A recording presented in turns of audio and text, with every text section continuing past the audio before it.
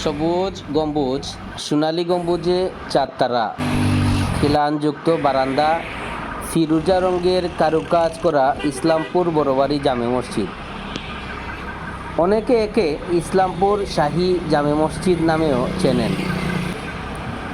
পূর্বে মসজিদের সামনে সাদা লাল রং করা পাম গাছ থাকলেও মসজিদের সৌন্দর্যবর্ধনে গাছ সরানো হয়েছে।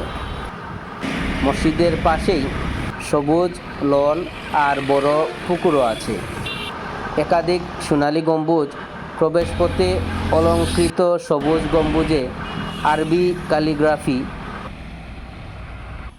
পুকুর, পাম গাছ, বাগানসহ বেশ খোলামেলা।